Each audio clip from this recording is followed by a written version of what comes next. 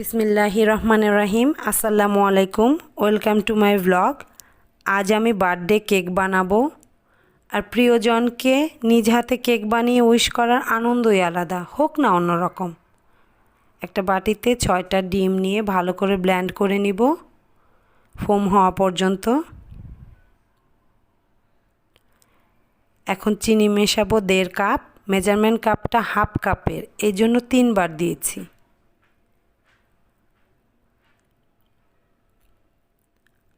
আবার ব্লেন্ড করে নিব চিনিটা গলে যাওয়া পর্যন্ত। 1 কাপ তেল দিয়ে আর 1 চা চামচ ভ্যানিলা এসেন্স দিয়ে 1 মিনিটের মতো আবার ব্লেন্ড করে নিব।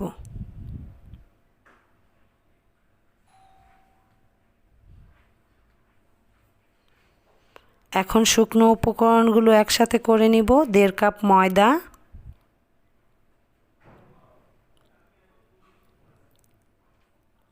1 টেবিল চামচ বেকিং পাউডার আর 1 চিমটি লবণ দিয়ে চেলে নিব। ময়দাটা আমি 2বারে মেশাবো, অবশ্যই হ্যান্ড উইস্ক দিয়ে। এখানে বিটার ইউজ করা যাবে না। ভালো করে ময়দাটা মিশিয়ে নিতে হবে। বাকি ময়দাটুকুও দিয়ে দিলাম।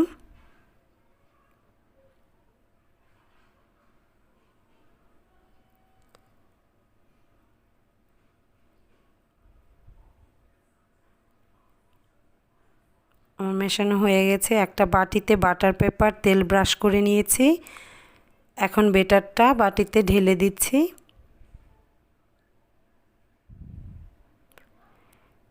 বাটিটা 2-3বার ট্যাপ করে নিব যাতে ভিতরের বাবলটা উপরে উঠে যায় এবং ভিতরে ফাঁকা না থাকে। ওভেনটা 10 মিনিটের জন্য 200 ডিগ্রি সেলসিয়াসে প্রিহিট করে নিয়েছিলাম। এখন 40 থেকে 45 মিনিট 150 ডিগ্রি সেলসিয়াসে বেক করে নিব। মাঝে মধ্যে চেক করব। আমার কেকটা হয়ে গেছে। চাকু দিয়ে আমি ভিতরটা দেখব কাঁচা আছে কিনা।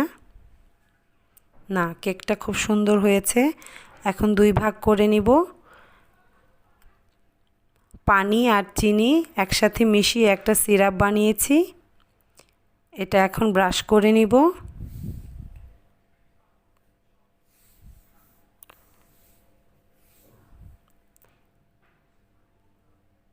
পরেরটাতেও আমি ব্রাশ করে নিচ্ছি। এখন ক্রিম মেশাবো। ক্রিমটা ভালো করে সেট করব। পরের লেয়ারটাও দিয়ে দিলাম।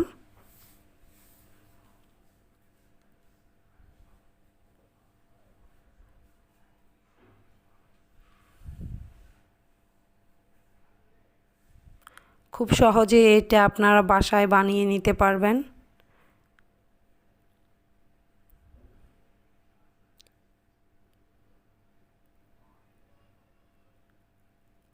একটা ভিজিটিং কার্ড নিয়ে আমি এটা খুব সুন্দর করে সেট করে নিব।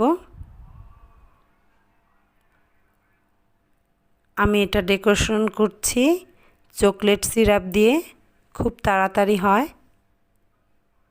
আপনারা আপনাদের মতো করে ডেকোরেশন করবেন। আমি উপরে চকলেট সিরাপটা দিয়ে নিচ্ছি।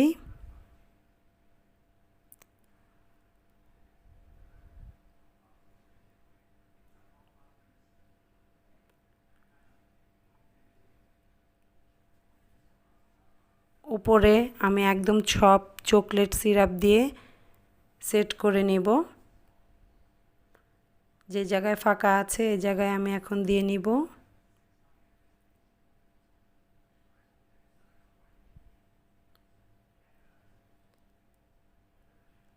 আর একটু দিয়ে নিচ্ছি। এখন সুইট বল ছড়িয়ে নিব।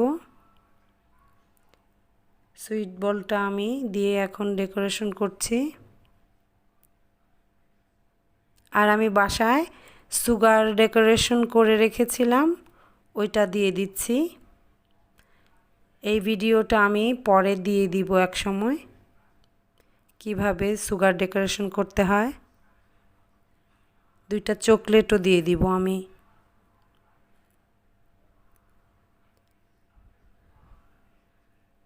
আমার ডেকোরেশন হয়ে গেছে। আমার ভিডিওটা যদি আপনাদের ভালো লেগে থাকে অবশ্যই সাবস্ক্রাইব করবেন। সবার জন্য দোয়া, আর ভিডিওটা শেষ পর্যন্ত দেখার জন্য ধন্যবাদ।